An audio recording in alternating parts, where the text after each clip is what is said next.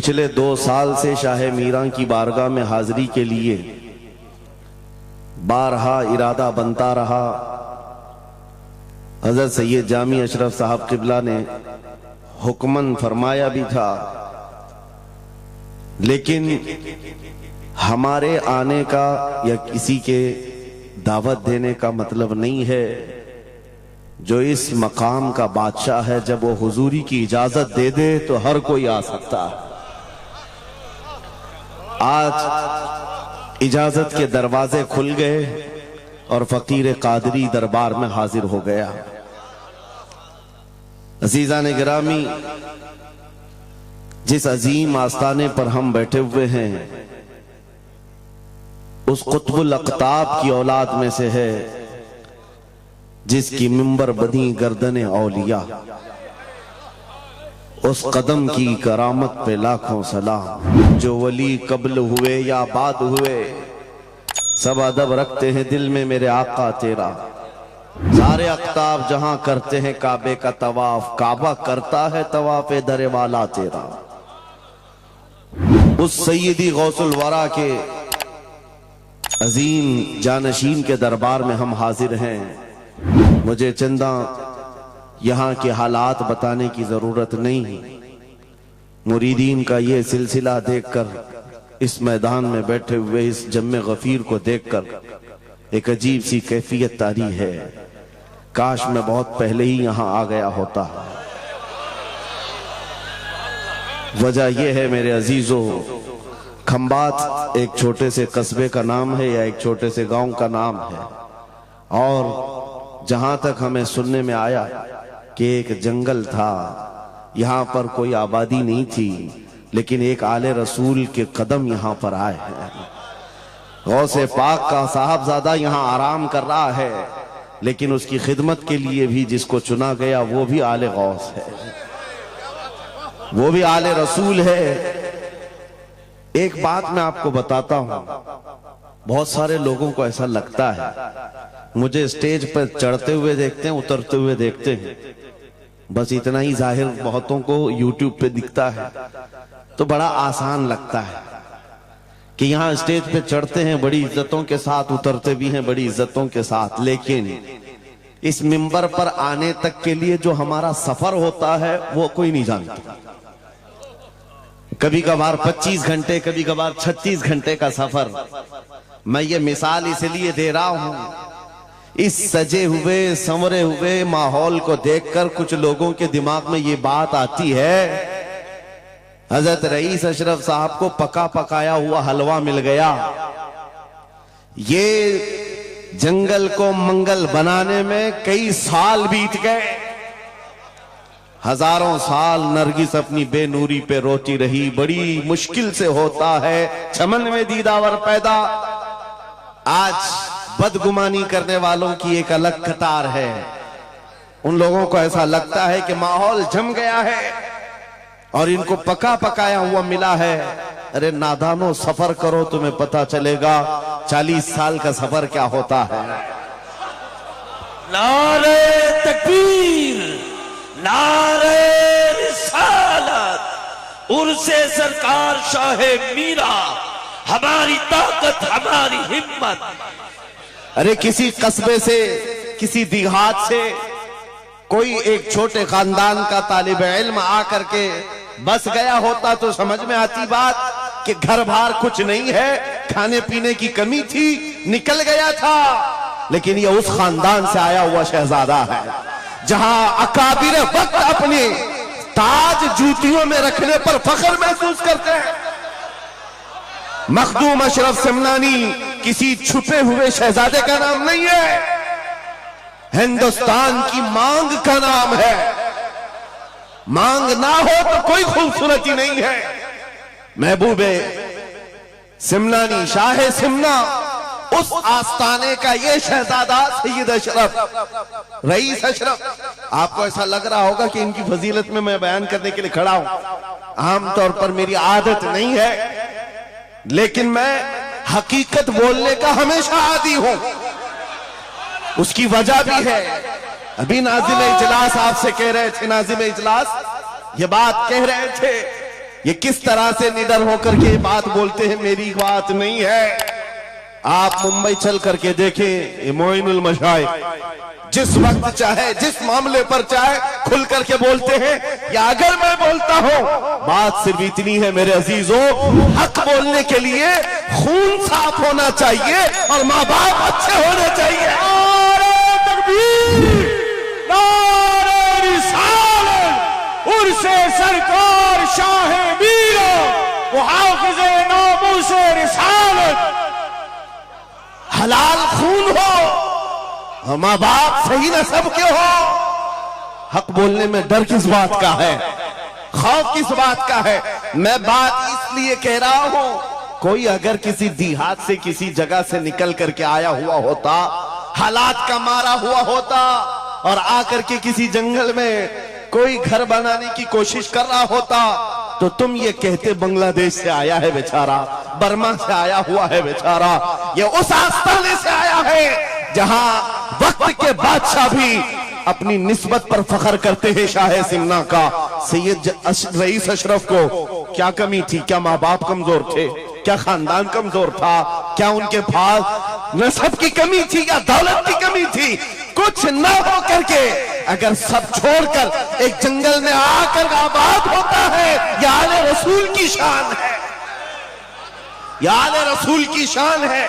इसलिए मैं आपको बिला मुबालगा ये बात कह रहा हूं। मुझे फख्र है इस बात के लिए क्योंकि मेरे बाप ने बचपन से हमें 3 चीजें सिखाई है जो रसूल पाक की हदीस है। मेरे आका ने फरमाया, अल्लिमू औलादकुम सलासा खिसाल, हुब्ब नबीयिकुम व हुब्ब अहली बैतिही व तिलावतल कुरआन। मेरे आका ने फरमाया, अपने बच्चों को 3 बातें सिखा करके जाना। नंबर 1, अपने नबी की मोहब्बत सिखाओ। नंबर 2, नबी की अहले बैत की मोहब्बत सिखाओ। और नंबर 3, कुरान पाक सिखा कर जाओ। हमें बचपन से हमारे माँ बाप ने ये तालीम दी है, इसीलिए आप इस चीज को महसूस करें। मेरे लिए जो सरमाया आखिरत है, जिसको मैं समझता हूं, यही वो मिंबर है जहां मेरे इधर भी उधर भी वो सादात बैठे होते हैं जो करंट से ज्यादा मुझे पावर दिया करते हैं। आज आपको क्या लगता है मेरे बाजुओं में जो ताकत नजर आती है, एक ही वजह है, मेरे बाप ने अहले बैत के कदमों में बैठना सिखाया है, उनका एहतराम सिखाया है।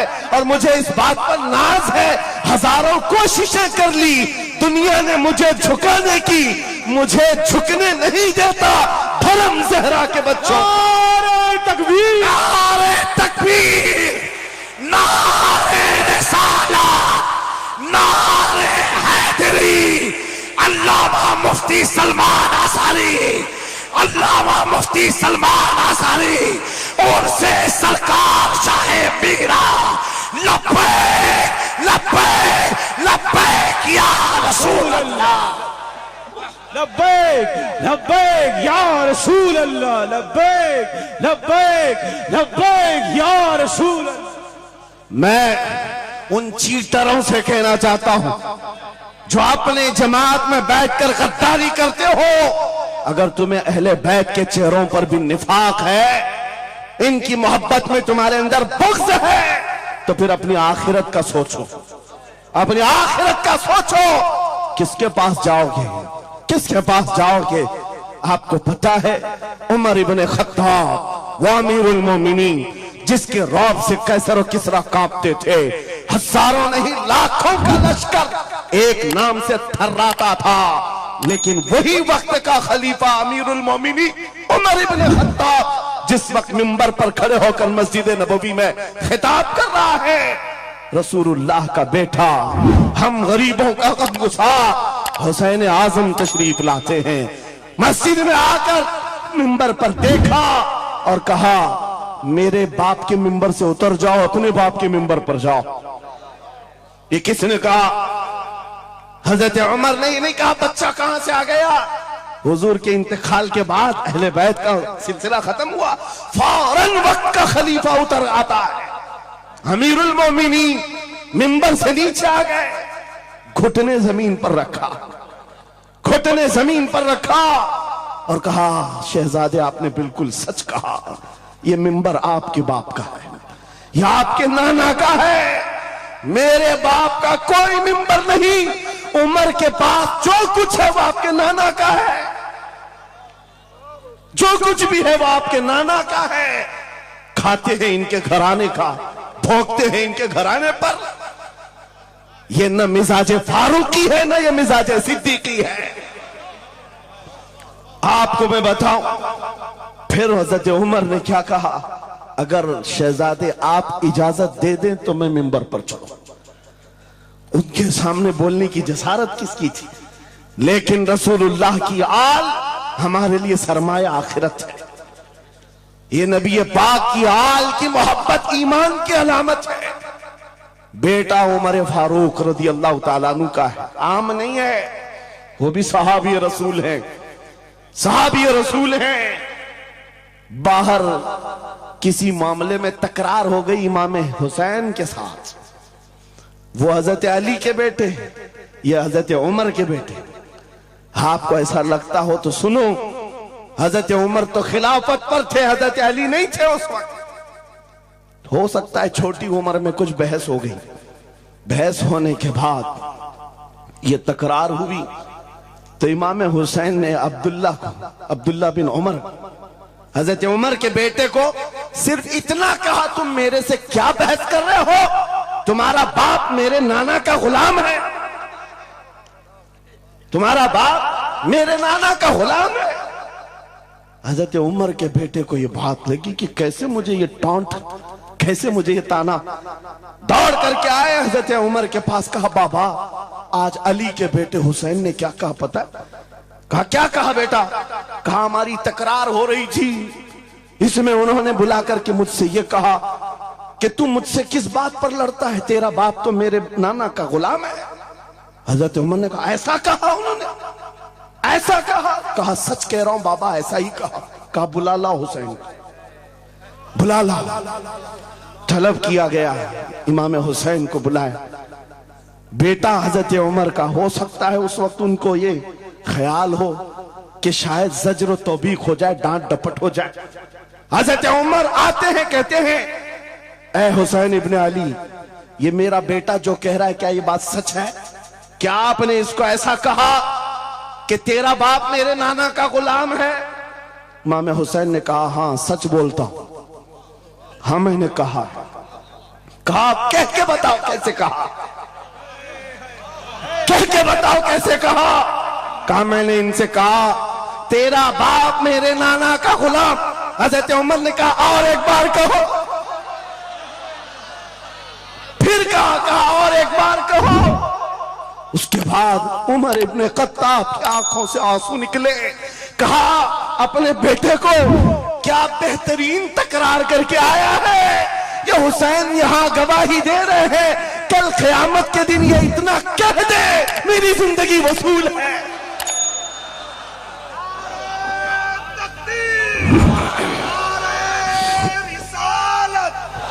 हुब्बे आले मोहम्मद, हुब्बे आले मोहम्मद, नारे तकबीर, नारे रिसालत। सच बता रहा, डॉक्टर साहब यहां आकर के अभी जो लंगर की कैफियत बता रहे थे, और उनके पढ़ने से पहले मैं भी लंगर खा के आया। आपको एक सच्ची बात बता रहा हूं, शाह मीरा के सामने मिंबर पर बैठा हूं, मुझे आखिरी वक्त तक ये ख्याल नहीं हो रहा था कि मैं किस बात पर बात करूं, मैं बयान किस चीज पे करूं। मैंने जो कुछ शुरू किया था शायद ये शाह मीरा ने मुझसे बुलवाया। अब सुनो, जो कुरान पाक की मैंने आयत पढ़ी, रब ने फरमाया वअतसिमू बिहब्लिल्लाहि जमीआ, ऐ लोगों सब के सब अल्लाह की रस्सी को मजबूती से पकड़ो। अल्लाह की रस्सी क्या है? क्या यह आसमान से नीचे लटकती है? कोई रस्सी है जिसको पकड़ना है? मुफस्सिरीन से पूछो, कुरान की तफसीर करने वाले कहते हैं अल्लाह की रस्सी मुहम्मदुर रसूलुल्लाह है और उनकी अहले बैत है। उनके अहले बैत को अल्लाह की रस्सी कहा गया है। सबके सब मिलकर के अगर इस रस्सी को पकड़ ले, मेरे अजीजों, ये इख्तिलाफात, ये इंतशारात, ये जिस कदर आज हमारे दरमियान तफर्रुकात, शायद नहीं होते। हमारा मरकज, हमारा मावा, हमारा मलजा एक ही है। इस मिंबर ने आज लोगों को यह सिखाने की कोशिश की है, तुम जिस तरह मशरब और सिलसिलों में बट करके ये समझते हो कि मेरा खित्ता अलग है, इसका खित्ता अलग है, मेरे अजीजों ये एक पूरा सिलसिला है, 700 साल पुराना सिलसिला, 700 साल पुराना सिलसिला। मगर इस मिंबर पर बैठ करके इश्क मोहब्बत के नारे लगवा रहे हैं। वजह यह नहीं है कि यहां की कोई पब्लिसिटी है, बल्कि यह बताना है इसलिए कि अहले बैत ही ये जानते हैं जो हमारे नाना की कदर करेगा, हम जिंदगी भर उसकी कदर करेंगे। आपको क्या लगता है आला हजरत का नाम, उनके मसलक का नाम रोटी सेकने के लिए लिया जाता है? मेरे अजीजों, आला हजरत का नाम, मसलक आला हजरत का नाम इसलिए लिया जाता है, डाल दी कल्ब में अजमत मुस्तफा सैयदी आला हजरत पे नारे तकबीर, नारे रिसालत, इश्क मोहब्बत, इश्क मोहब्बत, इश्क मोहब्बत, इश्क मोहब्बत, उर्से सरकार शाह मीरा। मुझे मेरे मुर्शिद गिरामी हुजूर ताजुल शरिया रहमतुल्लाह ताला अलैह एक बात कह करके मिस्र भेजे थे। जाने के वक्त कहा था नाम की कोशिश मत करना, हुजूर का काम करना। और उन्होंने ये शेर पढ़ करके कहा था, आखिरी महफिल थी उस वक्त, मेरी तालिब इल्मी के जमाने की बात कर रहा हूं, ये पढ़ करके बयान किया था। आला हजरत को देखना, उन्होंने ये खुद कहा है, बेनिशानों का निशान मिटता नहीं, मिटते मिटते नाम हो ही जाएगा। आला हजरत उस सिक्के राइजुल वक्त का नाम है जिसने हर दिल पर राज किया, हर खानकाह पर राज किया है। मेरा एक जुमला मैं अक्सर मजमों में कहता हूं, अक्सर तकरीरों में कहता हूं, एक बात समझ करके चलो शाह मीरा के उर्स में आने वालों, मेरा एक फार्मूला सुनना है। अगर इज्जत चाहते हो, वकार चाहते हो, ये जुमला याद करो, उनकी बात करो, हर दिल पे राज करो, बस रसूलुल्लाह की बात करो, हर दिल पे राज करो। आज हमारी जो इज्जत है मेरे अजीजों, ये खानकाह है अशरफिया और यहां खानकाह है शाह मीरा है, जिनके सामने मैं खड़ा हूं। लेकिन आपको मैं बताऊं, मैं अपनी किस्मत पर फख्र करता हूं। यही वक्त होगा, कल की रात में माररा मुतहरा में मौजूद था, वहां सादात किराम के सामने अजीजा ने गिराम, ये अहले बैत अतहार के इन तमाम मिंबरों का सफर करते करते हमें एक पावर मिलता है, ताकत मिलती है। और आला हजरत का वो मिशन समझ में आता है कि आला हजरत ने रसूलुल्लाह के दरबार की नौकरी की थी।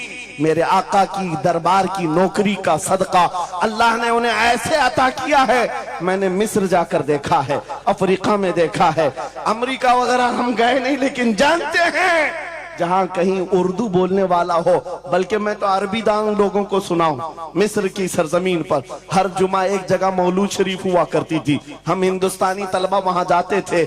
मिस्र के रहने वाले उस्ताद हैं, जब महफिल मीलाद खत्म होती कहते हैं हिंदुस्तानी तलबा को खड़े हो जाओ, वो पढ़ो मुस्तफा जाने रहमत पे लाखों सलाम, वो पढ़ो। हम पढ़ते थे मगन होकर। एक बार मैंने उनसे पूछा था कि हुजूर आपको समझ में आता है ये सलाम? ये तो उर्दू में लिखा हुआ है, उर्दू बोलने वाले ही पूरा नहीं समझ पाते, आप समझते हैं? कहते हैं समझने की जरूरत नहीं, इश्क की बोली हर जमाने में हर जगह एक ही होती है।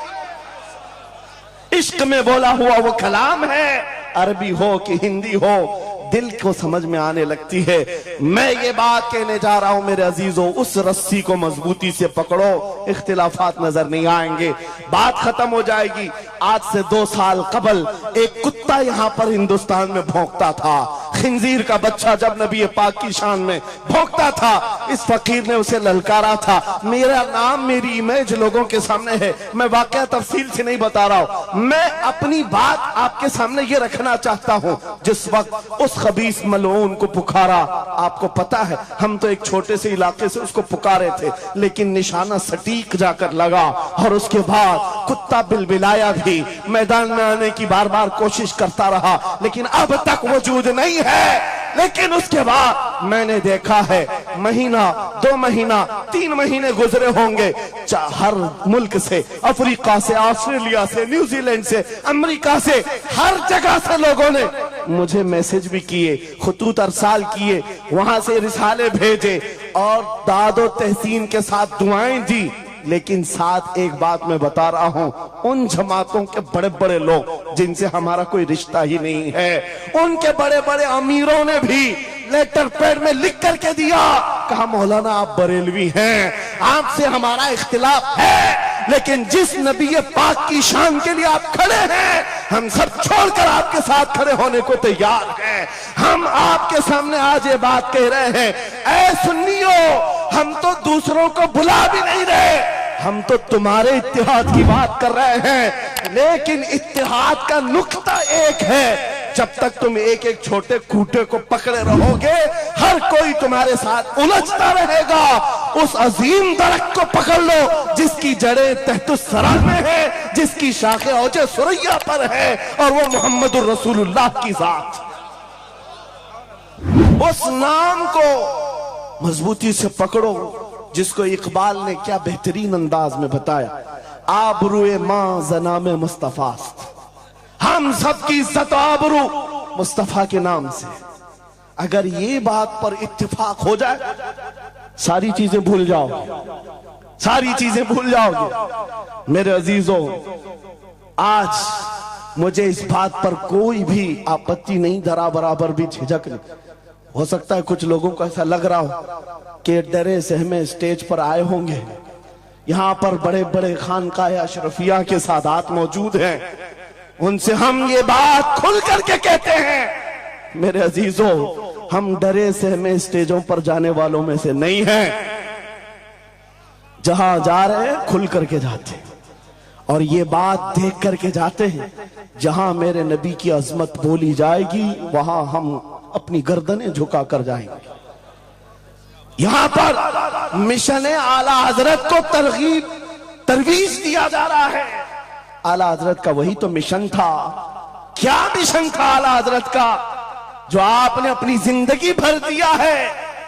अपने दिल का है उन्हीं से आराम, सौंप है उन्हीं को सब काम, लौ लगी है कि उस दर के गुलाम चारे दर्द रजा करते हैं। आला हजरत फाजिल बरेलवी का वो मिशन यहां से दिया जा रहा है। मैं यहां से एक मजबूत मैसेज देना चाहता हूं, हमारे सारे सिलसिले ये हमारी अजमत के लिए, हमारी जीनत के लिए, लेकिन सारे सिलसिलों की इंतहा मदीना तैयबा है। सारे सिलसिलों की इंतहा मदीना तैयबा है। तुम्हारा पीर जितना भी बड़ा हो, देखने में बहुत बड़ा भी दिखता हो, लंबा चौड़ा जुब्बा पहनता हो, बड़ा अमामा भी पहनता हो, सब कुछ हो, लेकिन अगर नबी का वफादार नहीं तो वो कुत्ते से जलील है। पीर नहीं है, कुत्ते से जलील है। और अगर तुम्हारा पीर पैबंद लगे, कपड़े उलझे भाल में है, लेकिन उसके सामने बैठो तो नबी की याद आने लगे, ये सिलसिला हक्का की अलामत है। हुजूर पाक सल्लल्लाहु ताला अलैहि वसल्लम हमारा महवर है, मेयार है। तुम जहां कहीं जाकर के आओ, घूम करके आओ, इस बात पर तुम्हें आज जमा होना चाहिए, इस बात पर जमा होना चाहिए। हुजूर पाक सल्लल्लाहु अलैहि वसल्लम की अजमत बोलो, हर दिल पर राज करो। आज सदियां बीत गई, एक कलाम सबको याद है। अभी मैं आपको बताऊं, 2 साल पहले किस कुत्ते ने क्या भौंका हुजूर की शान में, लोग भूल गए। हो सकता है, और भूलना भी चाहिए, याद रखने की चीज ही नहीं। आपको तो थोड़ा बहुत याद होगा, दिल्ली से भोंकता था, कोई लखनऊ से भोंकता था, नबी की शान में गुस्ताखी करता था। ये तो तुम्हारे जमाने की बात कह रहा हूं, 2 साल में भूल गए, लेकिन 1400 साल पहले आशिक रसूल ने कहा था, वह अहसनु मिन कलम तरक़त आईनी व अजमलु मिन कलम तलिदिन निसाउ खुलिक़्त मुबर्रअम मिन कुल्लि ऐबिन कअन्नक कद खुलिक़्त कमा तशाउ। हस्सान बिन साबित रसूलुल्लाह के सहाबी हैं, हुजूर को देखकर कहा था आपसे ज्यादा हसीन मेरी आंखों ने देखा नहीं, आपसे ज्यादा खूबसूरत किसी माँ ने जना नहीं। ये कलाम आज भी गूंजता है, हर एक को पता है। पता ये चला नबी की अजमत बोलने वाला हमेशा जिंदा रहता है और भौंकने वाला मौसम के कीड़ों की तरह गायब होता है, खत्म हो जाता है। इसलिए कौन सी जिंदगी चाहिए? देख लो आपके सामने मिसालें हैं, इसलिए मैं जिक्र करता हूं, वरना मैं अपने ये मुकद्दस स्टेज गलीज लोगों के जिक्र से नापाक भी नहीं करना चाहता, किसी के नाम लेकर के, वरना डर की बात नहीं, डर से नहीं। आपको पता है एक राफजी कुत्ता दीन बदल कर निकला था लखनऊ से, धर्म परिवर्तन और मीडिया की सुर्खियां बटोरने के लिए हॉट कुर्सी पर जाकर बैठकर, ये सब प्रोपेगेंडा है। उनको ये लगता था कि खलबली मच जाएगी 30 करोड़ मुसलमानों। अरे बड़ा आदमी दीन छोड़कर चला गया, मुसलमानों से हट करके दूसरे धर्म में चला गया, नाम भी बदल लिया, धर्म भी बदल लिया, सब छूट गया और गया। 6 महीने तक धोतियों के नीचे उनका फुजला चाटता रहा और उसके बाद पता चला कि पुजारियों ने किक मारकर निकाल दिया, खत्म हो गया। 6 महीने के बाद आकर एक गुफे में बैठकर वीडियो बनाने लगा, मुख्यमंत्री जी, प्रधानमंत्री जी, मेरे जान को बचा लो। 6 महीने में ही तुम्हारा ये हशर हो गया। धोबी का कुत्ता, ना घर का ना घाट का। 100 साल पहले आला हजरत ने ये फरमाया था, या रसूल अल्लाह, जो तेरे दर से यार फिरते हैं दर बदर यूं ही खार फिरते हैं। नारे तकबीर, नारे रिसालत, अज़मत मुस्तफा, लब्बैक लब्बैक लब्बैक या रसूल अल्लाह, लब्बैक लब्बैक लब्बैक या रसूल अल्लाह। बस ये दौलत तुम्हारे अंदर आ जाए, जब मिंबरों के करीब हो जाओ, जब कभी मसाजिद या खानकाहों के करीब हो जाओ। औलिया कामिलीन का अदब अपनी जगह पर, वो असल नहीं है, असल वो रसूलुल्लाह की जात। मौलाना रोम फरमाते हैं, मौलाना जलालुद्दीन रूमी औलिया के बारे में कहते हैं कि कुछ लोग ये समझ बैठते हैं कि औलिया हमारे पीरान इज़ाम, मेरे अजीजों ये जरिया है नबी तक पहुंचाने का, और अगर कोई पीर तुमको रसूलुल्लाह तक नहीं पहुंचा रहा है तो फिर वो 2 नंबर वाला है, वो हुजूर की अजमत नहीं बताता, हुजूर तक नहीं ले जाता, वो 2 नंबर का है, झूठा है। मौलाना रोम फरमाते हैं, शीशे पर कभी दिन के वक्त सूरज की रोशनी पड़ती है और शीशे को तुम जिधर घुमाओ सामने भी रोशनी पड़ती। बचपन में हम करते थे, छोटा सा शीशा लेते, सूरज को दिखाते और उस पर रोशनी आती है, जिधर भी करो इधर उधर रोशनी जाती रहती है। मौलाना जलालुद्दीन फरमाते हैं, वो जो जमीन पर इधर उधर रोशनी घूम रही है वो शीशे की रोशनी नहीं है, धोखा मत खाना, ये सूरज की रोशनी है। सूरज की रोशनी शीशे पर पड़ी और ये शीशा जिधर घूमा उधर रोशनी। इसलिए याद रखना, पूरी जमीन पर जितने औलिया कामिलीन हैं ये शीशे के मानंद हैं, इनके दिलों पर जो रोशनी पड़ती है वो मदीना तैयबा गुंबद खजरा से आती है, और ये फिर जिस तरफ जाते हैं उस तरफ रोशनियां होती हैं। लेकिन साथ में तुम्हें ये याद रखना कि ये रोशनियां असल नहीं, इनके कल्ब पर जो रोशनी पड़ रही है वो गुंबद खजरा से आ रही है। बस वो असल चीज को मजबूती से पकड़ो। कुरान यही कहता है, वातसिमू बिहब्लिल्लाहि जमीआ, अल्लाह की रस्सी को मजबूती से पकड़ लो। आबरूए माज़ना में मुस्तफास, उनके जो हम गुलाम थे खल्क के पेशवा रहे, उनसे फिरे जहां फिरा फिराई कमी वखार में। सबब कुछ और है जिसे तू खुद समझता है, जवाल बंदे मोमिन का बेजरी से नहीं। इकबाल ने कितने अच्छे अंदाज में ये मैसेज दिया था। आपको एक बात मैं बताऊं, पेट में दर्द हो रहा है और आपको पता है किसी को भी, अल्लाह ना करे, कैंसर है, लेकिन फिर भी वो छुपाते हुए ये कह रहा नहीं गैस हुआ है, हाँ एसिडिटी हुई है, चूरन खाए घूम रहा है। अरे बड़ी बीमारी है, तुझे पता है अगर तो खुल करके इलाज कर ले। इकबाल कहते सबब कुछ और है जिसे तू खुद समझता। तुमको मालूम है हमारे जवाल का सबब क्या है, तुमको सबको मालूम है, बोलते क्यों नहीं? फिर रोते हो सियासत नहीं है, क़ियादत नहीं है, जमात नहीं है, एजुकेशन नहीं है, ये सब तो गाते रहते हो, ये सब चीजें नहीं है। असल सबब कुछ और है जिसे तू खुद समझता है। बहुत बारीक बात पर इकबाल ने निशाना रखा। जवाल बंदे मोमिन का बेजरी से नहीं। फिर इकबाल से ही हमने पूछा फिर वो है क्या सबब, क्या है वो सबब? इकबाल ने कहा उनके जो हम गुलाम थे, खल्क के पेशवा रहे। वाह, यही है जिससे तू दूर हुआ और फिर आज जलील हुआ। सबब कुछ और है जिसे तू खुद समझता है। आ जाओ नौजवानों, उस सबब को हम हल करते हैं। 10 साल के करीब यूरोप की गलियां छान मारते हुए इकबाल वापस अपने वतन आया।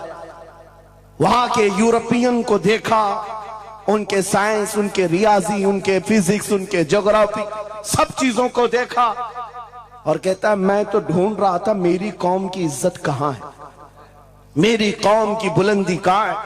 10 साल के बाद जब वापस आया, लोगों ने पूछा क्या मिला अपनी कौम की इज्जत का राज? इकबाल ने कहा मैं बहुत गौर से देखता रहा और फिर इस नतीजे पर पहुंचा मेरी कौम के उरूज और इर्तिका बुलंदी का एक ही राज है कि मोहम्मद से वफा तूने, तो हम तेरे हैं। ये जहां चीज है क्या लौह कलम तेरे। ये उस वक्त इकबाल ने कहा था। और फिर मेरे अजीजों, इस बात को आज मैं दोहरा रहा हूं। एक बात अभी भी मैं नाउम्मीद नहीं हूं, सुन्नियों की ये कसरत। और जब आप तुम्हारे जोशो जज्बे, ये नात खानी जो है ये कोई हमारे यहाँ एक फॉर्मेलिटी नहीं है। इन नातों से तुम्हारे दिलों को इतना गर्म किया जाता है, आपको खुद अंदाजा नहीं होता। सुभान अल्लाह, आपको अंदाजा नहीं है। हुजूर की याद में तड़पना, दिल का धड़कना सिखाया जाता है। और इन मजमों के रंग को देख करके मैं नाउम्मीद नहीं हूं। अभी इसमें रमक बाकी है, रमक बाकी है। अभी मैं कहता हूं अशहदु अन्ना मुहम्मद रसूलुल्लाह सल्लल्लाहु अलैहि वसल्लम। इधर बैठे हुए भी, सामने वाले भी अंगूठा चूम रहे हैं। मैंने नाम मेरे मुस्तफा का लिया, लेकिन कहा क्या मैंने आपको कि आप भी चूमो?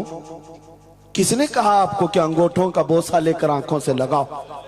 किसने कहा? अरे मैंने कहा भी नहीं, ना तमहीद बांधा। इधर नाम लिया, बेइख्तियार अंगूठे उठ गए। वाह, बेइख्तियार लबों को छूम लिया तुमने, लबों से अंगूठों को छूम कर आंखों से लगाया। यह इस बात की अलामत है गुनहगार हो गए, गद्दार नहीं है। नारे तकबीर, नारे रिसालत, नारे हैदरी, उर्से सरकार शाहे मीरा, मुहाफिजे हम से रिसालत। मरे हुए लोगों से क्या खिताब किया जाए? जिंदगी बाकी है, इसीलिए तो घूम घूम कर आपसे खिताब कर रहे हैं। और इस उम्मीद के साथ कि इकबाल ने यह भी कहा था कि निकलकर सहरा से जिसने उलट दिया था तख्ते रोमा को, सुना है कुदसियों से मैंने कि वो शेर फिर होशियार होगा। इकबाल की बात सुनो, कह रहा है पहले जमाने में सहरा से निकले थे सहाबा, पैरों में चप्पल नहीं थे, पैबंद लगे कपड़े, तलवारें टूटी हुई, लेकिन जब निकले थे तो रोमन एम्पायर को भी धूल चटा दिया था, पर्शियन एम्पायर को भी परखचे उड़ा दिए थे। 2 सुपर पावर ताकतों को नाकों तले छने छबवा दिए।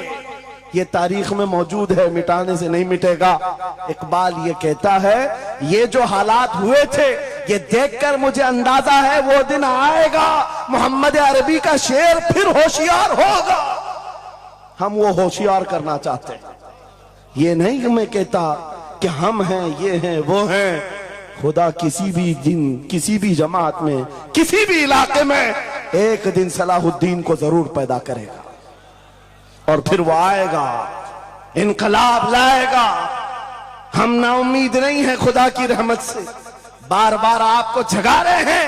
और जब तक ये दौलत मोहब्बत मुस्तफा मौजूद है, मेरा ये यकीन है कि हमें हजारों ताकतें मिलकर के मिटा नहीं सकेंगी, नहीं मिटा सकेंगे। ये दौलत लासवाल तुम्हारे पास मौजूद है। आप नहीं देखते आज हालात बड़े खराब हैं। डॉक्टर साहब हमारे मेहमान हैं, लेकिन आपको पता है यहां के हालात इनके ही पड़ोसी, बल्कि इनकी बिरादरी के लोग जो नात खां हैं, मशहूर नात खां हैं, हमसे पूछ रहे थे कि मौलाना आप जो है कुफार और मुशरिकीन के नरगे में हैं और वहां पर आप इस तरह से बोलते हैं, कैसे बोलते हैं? मैंने उस वक्त बगदाद मुकद्दसा में उनसे अर्ज किया था, क्यों दबे जिस पे हिमायत का हो पंजा तेरा, क्यों दबे जिस पे हिमायत का हो पंजा तेरा, शेर को खतरे में लाता नहीं कुत्ता तेरा। हाँ हम तादाद में कम हैं, हम तादाद में कम हैं और बड़े हालात के मारे हुए हैं, लेकिन हमें अपनी तारीख याद है। बदर में भी तादाद कम थी, उहद में भी तादाद कम थी और सबसे बड़ी तादाद तो करबला में कम थी, लेकिन फतह का झंडा आज भी करबला वालों का ही लहरा रहा है। सुभान अल्लाह। तादाद माने नहीं रखती, कभी मत जाना इन सब मामलात पर। आज जो ढकोसले पैदा किए जाते, तुम्हें मुर्दा किया जा रहा है। कुछ मत बोलो, हालात बड़े खराब हैं। इनसे पूछो तुम्हारे बाप दादा के जमाने में हालात अच्छे थे, वो भी कहेंगे हालात उस वक्त भी खराब थे, उस वक्त भी खराब थे। हरे सुबह अजल की बात कर रहा हूं, इस्लाम का सूरज तुलू हुआ कि मक्का के हालात खराब ही थे, मदीने हुजूर हिजरत करके गए, हालात खराब ही थे। मैं आपको बताऊं, मेरी फिक्र करने वाले उलमा बड़े बड़े सादा बहुत दुआ करते हैं, लेकिन साथ में ये भी कहते हैं थोड़ा सा एहतियात से। क्या आपका होना यहां कौम के लिए जरूरी, इफादा इस्तिफादा लोगों का चलता रहेगा, फायदा होता रहे। मैं एक बात कहता हूं, मैं तो बहुत छोटा सा, बल्कि मैं कोई घास के लायक भी नहीं। इमाम हुसैन का होना कितना जरूरी था। सहाबा कराम के जमाने में अहले बैत का वो सबसे बड़ा चेहरा इमाम हुसैन का होना जरूरी था कि नहीं था? उस वक्त भी ये कहा था सहाबा ने, मक्का से जब करबला जा रहा था ये काफिला, हाथ जोड़कर कहा था मौला हुसैन मत जाए, आप रसूलुल्लाह की निशानी है, आप मत जाए, आपसे खल्के खुदा को फायदा होगा। मेरे अजीजों, मैं ये बात आज कहता हूं, हमारी कोई वकात नहीं, हमारी कोई हैसियत नहीं जो ये समझता है अपनी कुटिया बचाने के लिए कि हमारे होने के बाद बहुतों का फायदा होगा। अरे इमाम हुसैन के होने से कितना फायदा होता, मगर उस हुसैन आजम ने ये नहीं देखा, बल्कि निकल करके उस मैदान में निहत्थे बच्चों के साथ चले आए थे और गर्दन भी कटा दी। ये समरा आज तक देखने को मिलता है। इस्लाम जिंदा होता है हर करबला के बाद। सुभान अल्लाह। इमाम हुसैन ने अजीम उस रुखसत पर नहीं अमल किया था, अजीमत का रास्ता इख्तियार किया, चले आए। उस वक्त भी सहाबा ने उनसे कहा था आपका होना बहुत जरूरी है, लेकिन इमाम हुसैन की नजर में यह बात थी रह लेंगे चंद साल, लेकिन लोगों के दिलों में जो नर्वसपन होगा, शरीयत की धज्जियां उड़ती हुई देख करके बड़े बड़े लोग खामोश हैं, तो आइंदा आने वाली नस्लें भी इसी तरह कंप्रोमाइज करती हुई चली जाएंगी। मेरे अजीजों, मैं आज खुल करके बताता हूं, मेरी पुष्ट पनाही करने के लिए बड़े बड़े उलमा मौजूद है, एक भी हुकूमत का कुत्ता नहीं है और ना भी जरूरत है। जब कभी पहली मर्तबा मैं तन्हा खड़ा था मुंबई की सरजमीन पर, हुजूर मोइनुल मशाइख मेरे साथ, उस वक्त भी साथ थे, आज तक है। और ये भी बात बताऊं, आपका मैं मुफ्ती होऊंगा लेकिन इनका बाबू, ये हमेशा एक ही बात, ये सारी चीजें मेरे साथ हैं, लेकिन फिर भी मैं खुल करके आपके साथ ये कहता हूं, बच्चे मेरे भी हैं, बीवी खानदान मेरा भी है, लेकिन एक चीज सताती है आज कि अगर आज आप सबकी बातें सुन करके हम भी कहें थोड़ा जी लेंगे, हम भी 10 साल 12 साल 14 साल जो जिंदगी मिल जाए जी लेंगे, क्योंकि इनको ना बोलेंगे तो छोड़ देंगे, आसानी से रहने देंगे। लेकिन एक नुकसान हम देख रहे हैं, कल को आने वाली नस्लें पूछेंगी, कल को आने वाली नस्लें पूछेंगी, जब नबी की शान में कुत्ते भौंकते थे हमारे बाप दादा रोटियां सेका करते थे, उनके दिलों में कौन सा ईमान होगा, उनके दिलों में कैसी बुज़दिली आ जाएगी। लेकिन मेरे अजीजों, ज्यादा से ज्यादा क्या होगा, मौत तो सबकी लिखी हुई है, मेरी भी है, आपकी भी है, किसी दिन बिस्तर पर पांव रगड़ कर मर जाएंगे। लेकिन हम ये सोचते हैं जब मरना मुकद्दर है ही, यूं भी तो किसी दिन दुनिया से जाना है, नबी पाक का नाम बुलंद करके जाएंगे, नस्लें इस बात के लिए सीना चौड़ा करके कहेंगी, नहीं, सारे अगर कुत्ते भौंक रहे थे, मेरा बाप मेरा दादा नबी की शान में अज़मत रिसालत के दिफा के लिए तन्हा खड़ा था या उलमा में से कोई खड़ा था, उनके फख्र के लिए इतनी बात काफी है और उनके ईमान की हिफाजत के लिए इतनी बात काफी है। सुभान अल्लाह, सुभान अल्लाह।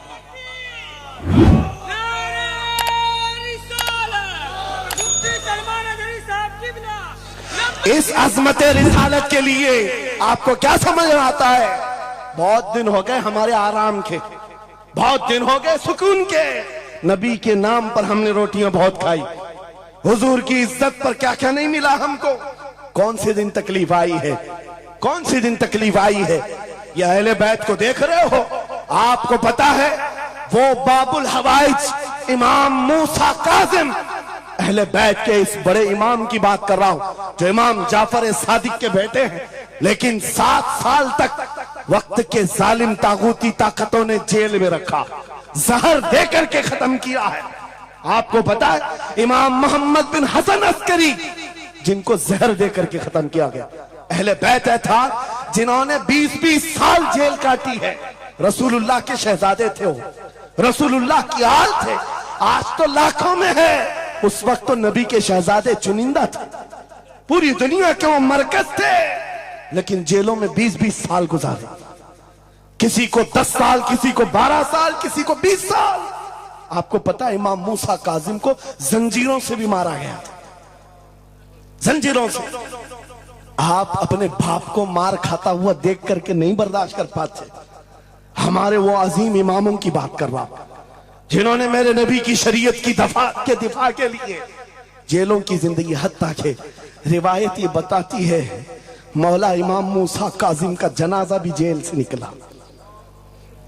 मेरे अजीजों, ये सब क्या बातें सिर्फ बयान करने के लिए रह गई?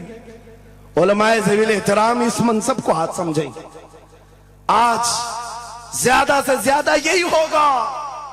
इसी किछोछा मुकद्दसा के एक बुजुर्ग थे जो मेरे बहुत बड़े आइडियल है, सैयद मुजफ्फर हुसैन कछोछवी। आजादी के मौके पर बड़ी मुसीबतें उठाई और इनको पकड़ करके, एक शहजादा है किछोछा मुकद्दसा का आस्ताना, और जेल में डाल दिया गया था। आपको पता है किछोछा के उस शहजादे ने एक जवाब दिया था जो मेरा फेवरेट शेर है, पसंदीदा शेर है। आपने कहा था मुजफ्फर को मुकय्यद ना समझे सैयद, मेरी असीरी भी सुन्नत आबाई है। माशाअल्लाह, मेरी असीरी भी सुन्नत आबाई है। मुजफ्फर को मुकय्यद मत समझे सैयद।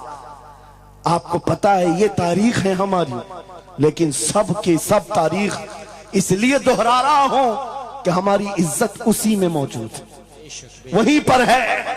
वापस आ जाओ उधर ही, अपनी कुटिया बचाकर, अपनी दुकान बचाकर ज्यादा दिन नहीं जी पाओगे।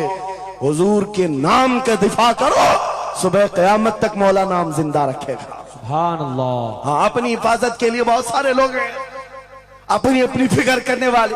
नबी की इज्जत और नामूस पर पहरा देने वालों की तारीख मिटाई नहीं जाती। हजारों मिटाने की कोशिश भी कर लो, वो मिटते नहीं है। आज आपको पता है पैरों से माजूर खादिम हुसैन को कौन नहीं जानता। लोगों को डर भी लगता है उनका नाम लेने में कि गरजता था बंदा और खुद व्हील चेयर पर बैठा, लेकिन लाखों को खड़ा होना सिखा दिया। किस बात पर? क्या अपने बाप के कसीदे पढ़ता था? क्या अपने खानदान के कसीदे गुनगुनाता था? एक ही बात, रसूलुल्लाह की अजमत पर बात, हुजूर की इज्जत पर बात करो तो फिर पता चलता है 8 साल के बच्चे से लेकर 80 साल के बूढ़े के दिल में भी अल्लाह खुद मोहब्बत डालता है। वाह सुभान अल्लाह। खुद मोहब्बत डालता है। सब चीजें मौजूद हैं उसी जात पर। एक बात मैं अब आपके सामने कहता हूं, गुफ्तगू समेटता हूं। आला हजरत का मसलक देखो, मिशन देखो, और आपको उसी बात पर मैं लाकर जमा कर दूंगा। और सुन्नियों का मजमा मुझे पता है, आधा शेर में पढ़ूंगा, आधा ये खुद ही कंप्लीट करेंगे। और गारंटी के साथ कहता हूं, मुझे पता नहीं यहाँ के मजमे के बारे में, लेकिन इतनी गारंटी जरूर है आप कंप्लीट करेंगे। क्यों? हमें पता है मिजाज इश्क रसूल का, हमें पता है मोहब्बत मुस्तफा का। सुनो, मैं कहता हूं वो जो न थे तो, वो जो न हो तो, ये गारंटी है हमारी, ये गारंटी है। आधा जुमला भी कह दो सुन्नी के बाद, वो जो ना हो तो, हाँ ये कंप्लीट खुद करेंगे। क्यों? ये अकीदा भी है, ये ईमान भी है, ये हमारी जान भी है। वो जो ना हो तो। अब सुनो मेरे अजीजों, जब तुम्हारा दिल पुकार कर कह रहा है वो जो ना हो तो, हमारे नाम के साथ वो जो ना हो तो, हमारी जिंदगी में वो जो ना हो तो, हत्ता के कब्र में चले जाओ, बहुत सारे जवाब दे दें, तुम्हारा रब कौन, तुम्हारा दीन क्या। मेन सवाल तो यही होगा, मा कुंत तक़ूलु फी हक़्क़ि हाज़ा रजुल। बल्कि बात सही अहादीस में मैं कह रहा हूं, एक ही सवाल का जिक्र भी आया है, कब्र में एक सवाल का जिक्र भी आया है, और फरमाया गया सिर्फ एक सवाल ये होगा, बता इस रसूल के बारे में क्या कहता था। वाह, बोलना पड़ेगा, बोलना पड़ेगा। फिर मैं पूछता हूं, कब्र में भी वो जो ना हो तो कुछ ना हो। जब तक नहीं बोलोगे आगे नहीं बढ़ेगी गाड़ी, वरना फंसे रह जाओगे। वो जो ना हो तो, चलो कब्र की जिंदगी खत्म हो गई, हशर में आ गए, हशर के मैदान में आ गए। लेकिन यहां पर भी क्या मसला है, खलीलो नजी मसीहो सफी सभी से कहीं कहीं न बनी। खलीलो नजी मसीहो सफी सभी से कहीं कहीं न बनी। ये बेखबरी की खल्क फिरी कहां से कहां तुम्हारे लिए। वहां पर भी सबके पास फिर करके आती है कौम उसी मोहम्मद रसूलुल्लाह के पास आए। और शफाअत शुरू कहां से हुई? रसूल पाक से शुरुआत हुई, और उसके बाद इख्तिताम तक मेरे आका फरमाते हैं, कयामत के दिन मेरी हालत ये होगी, मेरे कंधे पर चादर पड़ी होगी और वो कभी खसक खसक कर गिर रही होगी। एक हाथ से मैं अपनी चादर संभाल रहा हूंगा और दूसरे हाथ से अपने उम्मतियों को पकड़ पकड़ कर जन्नत में ले जा रहा हूं। ये मैदान कयामत की बात है। फिर पूछता हूं, महशर में भी वो जो ना हो तो, कयामत के मैदान में भी वो जो ना हो तो। अरे तुम्हारी अजान कंप्लीट होती है, अजान में भी वो जो ना हो तो, नमाज में भी जब तक सलाम नहीं भेजोगे, नमाज में भी वो जो ना हो तो, कहीं पर भी बच नहीं सकते। इसीलिए आला हजरत ने कहा था, बखुदा खुदा का यही है डर, नहीं और कोई मफर मकर, जो वहां से हो यही आके हो, जो यहां नहीं तो वहां नहीं। जब तुम्हें समझ में आ गया वो जो ना हो तो कुछ ना हो, वो जो ना हो तो, वो जो ना हो तो, जब तुम्हारा यकीन है। अब सुनो बरेली का इमाम क्या कहता है, ऐ सुन्नी जवान आज ले उनकी पनाह, आज मदद मांग उनसे, आज ले उनकी पनाह, आज मदद मांग उनसे। कल न मानेंगे कयामत में अगर मान गया, आज आना है तुम्हें वहीं पर। मेरी गुफ्तगू का खुलासा यही है, मेरी गुफ्तगू का लुब्बे लुबाब यही है। आ जाओ उस कदम पर जहां से बिलाल हबशी को काबे की छत पर पहुंचाया गया। आ जाओ उस कदम पर जहां पहुंचने के बाद खत्ताब का बेटा अमीरुल मोमिनीन उमर इब्ने खत्ताब बना। हजरत उमर खुद कहते हैं मेरी हैसियत इतनी थी, मैं खत्ताब का बेटा, बचपन में 2 बकरियां मुझसे नहीं संभलती, लेकिन एक वक्त आया हजरत उमर 36 लाख स्क्वायर किलोमीटर पर तनहा हुकूमत करते थे। मिस्र, इराक, यमन, शाम, फिलिस्तीन, ये आज का सऊदी अरब हजरत उमर की निगरानी में था। हजरत उमर कहते हैं आज इतने बड़े खित्ते पर उमर की निगरानी है, इसलिए नहीं कि खत्ताब का बेटा उमर है, इसलिए कि मोहम्मद अरबी का गुलाम उमर है। वो जो ना हो तो मेरे अजीजों, जितनों ने इज्जत पाई है उस कदम से पाई। आपको जब ये बात अच्छी तरह मालूम हो जाए, यहां देखो आप, यहां चेहरे बहुत सारे, यहां बहुत सारे चेहरे, और उसमें बुजुर्ग तरीन चेहरा वो सैयद रईस अशरफ साहब का है। लेकिन पूरा मजमा ये बात मेरे साथ यकीन के साथ कह सकता है, इन जवानों से कई ज्यादा हसीन और जमील ये चेहरा है। क्यों? अरे तुम्हारे बॉलीवुड और हॉलीवुड में थोड़ा बुढ़ापा आए तो उसे निकाल दिया जाए, फिर उसकी नहीं चलती।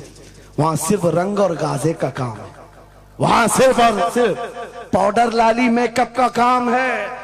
जब तक जवान थे हजारों फैन थे, लेकिन जवानी खत्म हो गई तो बेचारे उनकी जिंदगी के लाले पड़ गए।